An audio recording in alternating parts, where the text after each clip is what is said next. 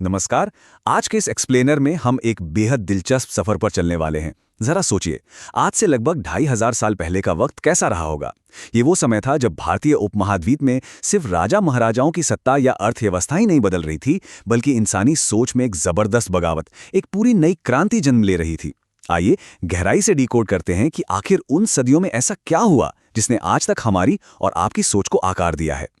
अब एक पल के लिए सोचिए, अगर आपके पास दुनिया की हर सुख सुविधा हो तो आप आगे क्या करेंगे? है ना बड़ा गहरा सवाल। शुरुआती दौर में इंसान की जिंदगी बस शिकार करने और खुद को सुरक्षित रखने में ही बीत जाती थी। लेकिन फिर एक वक्त ऐसा आया जब पेट आसानी से भरने लगा, रहने का ठिकाना मिल गया और संसाधन बढ़ने लगे। जब सिर्फ जिंदा कैसे रहें की फिक्र खत्म हो गई, तब इंसान ने रुककर जिंदगी के असली मायने खोजने शुरू किए। इसी खाली समय ने प्राचीन भारत में एक बहुत बड़े दार्शनिक उछाल को जन्म दिया। तो इस पूरी वैचारिक क्रांति को हम 5 हिस्सों में समझेंगे।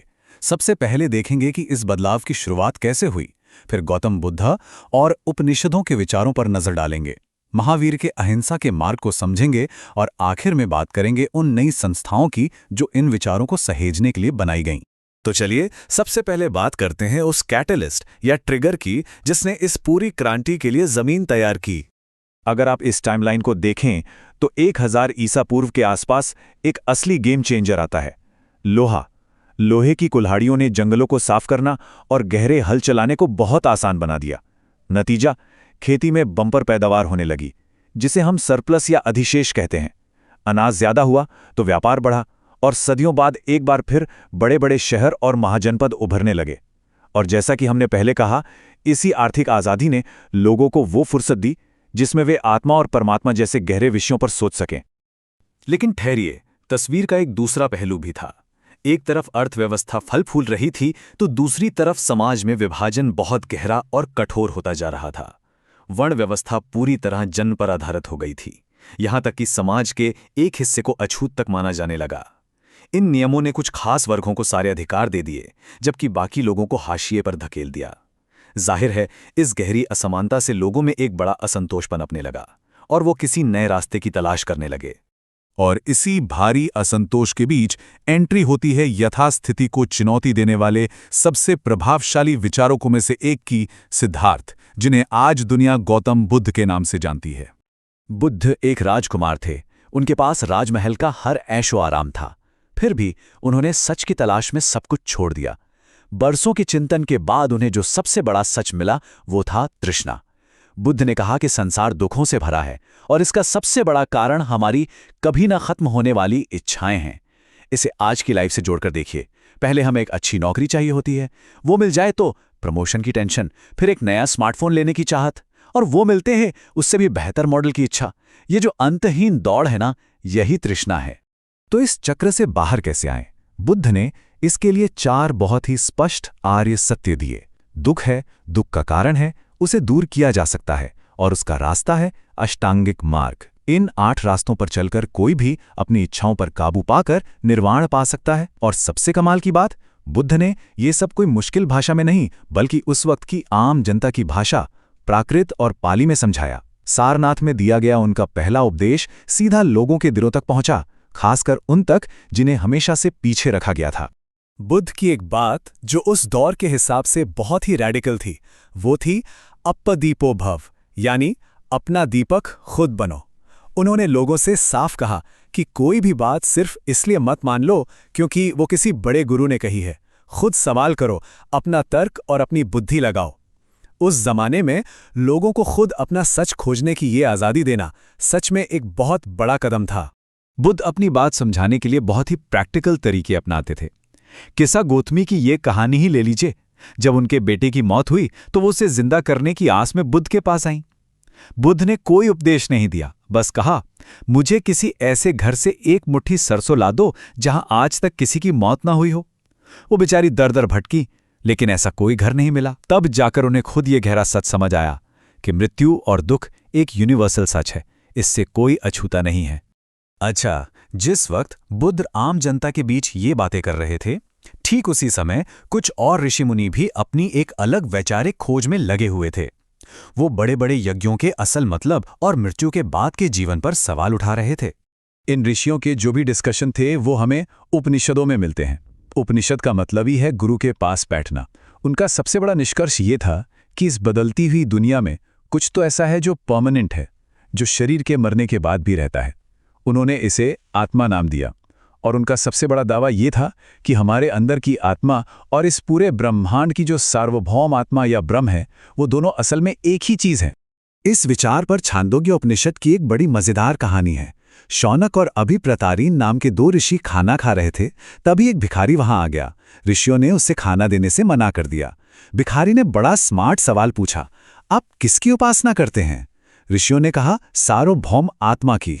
इस पर भिखारी ने तर्क दिया, अगर वो सार्वभौम आत्मा हर जगह है तो वो मेरे अंदर भी है।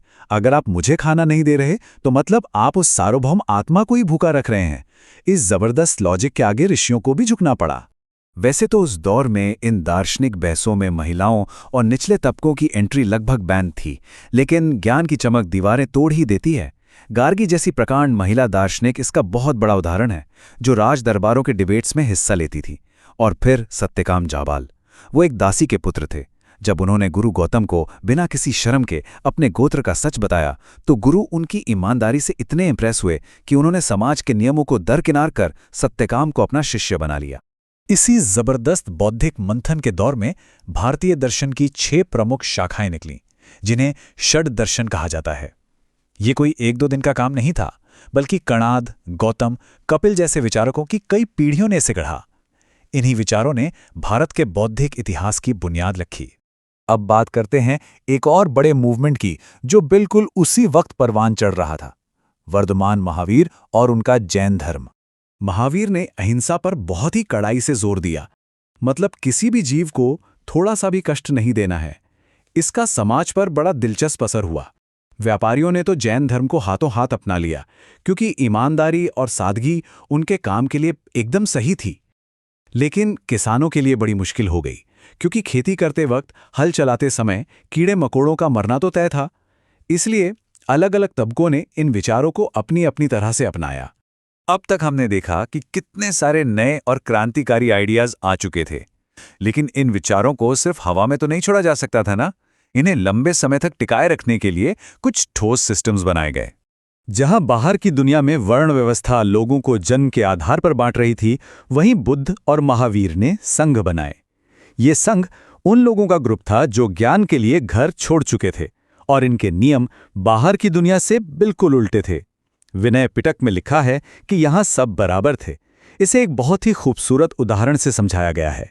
जैसे अलग अलग नदियां समंदर में मिलकर एक हो जाती हैं और अपनी पुरानी पहचान खो देती हैं, ठीक वैसे ही संघ में आते ही इंसान की जाति और वर्ग सब पीछे छूट जाते थे। अब ये भिक्षु साल भर तो पैदल घूम घूम कर ज्ञान बांटते थे, लेकिन बारिश के मौसम में क्या करें? तब बनाए गए विहार। शुरुआत में तो ये बस लकड़ी के छोटे आश्रय होते थे, लेकिन बाद में राजाओं और व्यापारियों ने खूब दान दिया। फिर तो पहाड़ों को काटकर शानदार विहार तराशे गए।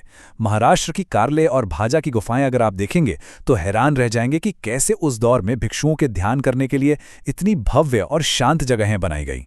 अब सोचिए, अगर सबके सब घर बार छोड़कर सन्यासी बन जाएंगे तो समाज और परिवार कैसे चलेगा? ये एक बड़ी समस्या थी। तो ब्राह्मण धर्म ने इसका एक सॉल्यूशन निकाला, आश्रम व्यवस्था। इसके जरिए एक इंसान की जिंदगी को 4 फेज में बांट दिया गया। पहले पढ़ाई करो, ब्रह्मचर्य, फिर परिवार बसाओ, गृहस्थ, फिर धीरे धीरे जंगल की तरफ जाकर साधना करो, वानप्रस्थ, और आखिर में सब कुछ छोड़ दो, सन्यास। ये एक ऐसा बैलेंस था जिससे समाज भी चलता रहे और आध्यात्मिक शांति भी मिल जाए। इस एक्सप्लेनर के आखिर में मैं आपको एक सवाल के साथ छोड़ना चाहता हूं। 2500 साल पहले बुद्ध ने कहा था कि हमारी इच्छाएं ही हमारे दुखों की जड़ हैं। आज हम 21वीं सदी में हैं, गैजेट्स और टेक्नोलॉजी से घिरे हुए हैं।